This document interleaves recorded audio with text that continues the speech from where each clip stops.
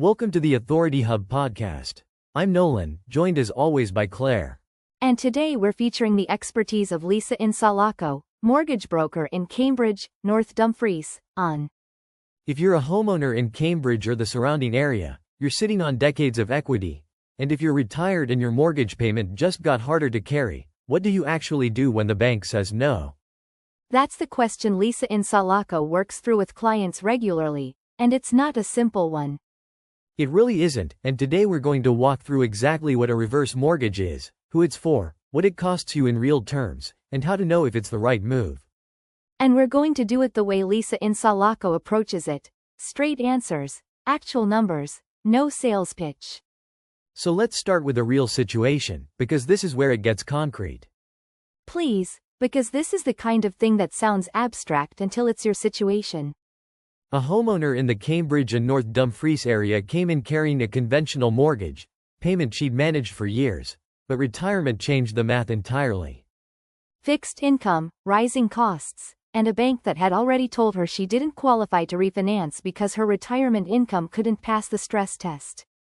And that's not a personal failure. That's a structural problem with how conventional qualification works. Right, the stress test is designed for working-age borrowers with employment income, and it doesn't flex well for someone living on pension and savings. So she'd heard about reverse mortgages, but she'd also heard that the interest would eat her house within a few years, and that fear had kept her from exploring it for almost 2 years. Which is such a common place for people to get stuck, because the fear is understandable, but it's based on a misunderstanding of how the product actually works. And that's exactly where Lisa Insalaco's work in Cambridge and North Dumfries starts, clearing up what a reverse mortgage actually is before anything else. So let's do that, because the foundational misconception is enormous.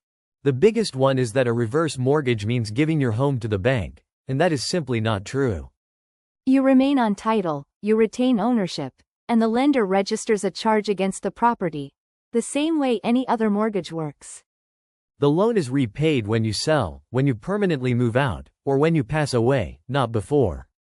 And there are no required monthly payments in the meantime, which is the part that changes everything for someone on a fixed income. In Canada, the two primary providers are Home Equity Bank with the CHIP Reverse Mortgage and Equitable Bank with the PATH Home Plan, both available to homeowners aged 55 and older with the property as their primary residence. And there's a built-in protection that Lisa Insalaco is clear about with every client. You can never owe more than the fair market value of your home at the time of sale. That's a regulatory feature, not a marketing claim. The Financial Consumer Agency of Canada confirms it applies to all federally regulated reverse mortgage products. So the floor is there, but that doesn't mean the numbers don't matter. And this is where Lisa Insalaco really slows down with clients. Because the most important number in a reverse mortgage conversation isn't the interest rate. It's the compounding effect of that rate over time. There are no monthly payments, which means interest compounds onto the outstanding balance continuously, and the longer you hold the loan, the larger that balance grows. And that's not a reason to avoid the product. It's a reason to be deliberate about how much you borrow. Lisa Insalaco walks clients through different borrowing scenarios. What does your projected equity look like at year 5, year 10, year 15, before anyone signs anything? That's the work that separates a well-structured decision from a regrettable one, and it takes time, and it should take time. Now let's talk about who actually qualifies, because the qualification criteria here are genuinely different from conventional financing. Qualification is based on age, property type, and equity, not income or credit score in the traditional sense. Both borrowers on title must be at least 55, the property must be your principal residence, and eligible types include detached homes, semis, townhomes, and some condominiums. If you have an existing mortgage, it doesn't disqualify you, but it does get paid out from the reverse mortgage proceeds at closing, so the net amount available to you is reduced accordingly. And there's a step in the process that Lisa Insalaco treats seriously. Independent legal advice is mandatory before signing, required by both lenders. That requirement exists to protect the borrower, and it's worth treating it as the safeguard it is rather than a formality to get through. Now, a reverse mortgage isn't the only option, and the honest way to know if it's right is to compare it directly against the alternatives. The main ones are a HELOC, a conventional refinance, or selling the property outright. A HELOC typically carries a lower rate, but it requires income qualification and minimum monthly interest payments, which for a retired homeowner on fixed income can erode the cash flow benefit entirely. A conventional refinance also carries a lower rate, but it runs into the same stress test wall that turned away the client we opened with. And selling generates the most liquidity, but it ends your tenure in the home. And for someone with community ties, family proximity, a life built in Cambridge or North Dumfries, that's not a neutral option. The comparison that actually helps is a side-by-side projection. What does your equity position look like in 10 years under each scenario, accounting for all the costs? That's the math Lisa Insalaco runs with clients, and it's what turns an abstract fear into an actual decision. Let's come back to that homeowner we started with, because the outcome matters here. She qualified for a certain maximum, but Lisa Insalaco sized the reverse mortgage at roughly 60% of that maximum. That amount eliminated her monthly mortgage payment entirely, covered a home repair she'd been deferring, and left her with enough projected equity at year 10 to still have meaningful options. The interest accumulation was real, but it was manageable because the borrowing was right-sized. The Financial Consumer Agency of Canada is clear that borrowers are under no obligation to take the maximum available amount, and that point matters enormously when the instinct is to borrow as much as possible. She left that conversation understanding the product, not sold on it, came back 2 weeks later after talking with her son and her lawyer, and she proceeded. And she described the outcome as having her life back.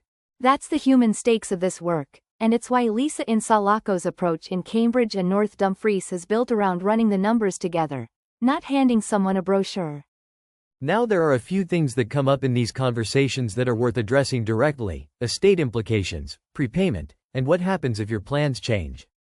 On the estate side, the loan is repaid when the home is sold or when the last borrower passes away, and the estate has a defined window to do that either through sale or refinance. The accumulated balance at repayment will be higher than the original advance because interest has been compounding, and while the no negative equity guarantee protects the estate from owing more than the home sells for, the remaining equity passed to heirs could be reduced substantially if the loan has been held for many years. Which is why Lisa Insalaco is direct about this. The conversation about estate intentions should happen before the reverse mortgage is set up, not after. Some homeowners prioritize their own financial independence and quality of life over maximizing what they leave behind, and that's a legitimate choice.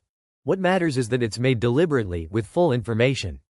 On prepayment, if you want to exit the product early, there are penalties, and they can be significant depending on when you leave. Both major providers charge prepayment costs if the loan is repaid before a certain period, and those costs are deducted from sale proceeds at closing. The practical implication is that a reverse mortgage suits homeowners who have a reasonable expectation of staying in the property for a meaningful period. If there's a realistic chance of needing to move soon, that timeline needs to be part of the conversation. And on future financing, because a reverse mortgage registers as a first charge on title, most conventional lenders won't lend in second position behind it.